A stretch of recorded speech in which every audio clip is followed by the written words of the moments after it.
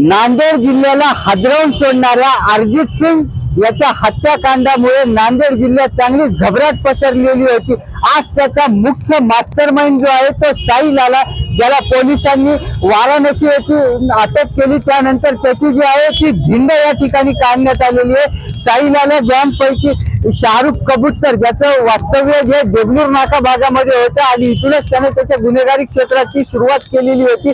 त्यानंतर पोलिसांसमोर अरिजित सिंग याची ज्या वेळेला हत्या झाली होती, एक मोठं आव्हान पोलिसांसमोर होतं। हे आव्हान पोलिसांनी स्वीकारत अवघ्या काही दिवसातच अरिजित सिंगची जी हत्या झाली होती, त्या हत्येतील मुख्य आरोपीसह सर्वांना देखील या ठिकाणी अटक करण्यात आलेली आहे। ज्या भागामधून गुन्हेगारीला सुरुवात केलेली होती, त्याच भागामध्ये या गुन्हेगारांची जी आहे ती आता भीती कमी करण्यासाठी चक्क नांदेड पोलिसांनी जे आहे ते धिंडीचा अस्त्र या ठिकाणी उगारलेलं आहे। यांची धिंड काढत सर्व लोकांना दाखवत आहेत की यांना कोणी घाबरू नका, हे तुमचं काहीच करू शकत नाही, असा एक जे मेसेज जो आहे ते या नांदेड पोलिसांनी जे आहे ते या नागरिकांना दिलेला आहे। तुम्ही पाहू शकता याच्यात जे आहे ते स्वतः साई लाला आहे, जे साई लालाला नीट चालता सुद्धा येत नसल्याचं आपल्याला पाहायला मिळतं। त्याचसोबत शाहरुख कबूतर आणि त्याचा एक साथीदार देखील या दिंडीमध्ये असल्याचं आपल्याला पाहायला मिळत आहे।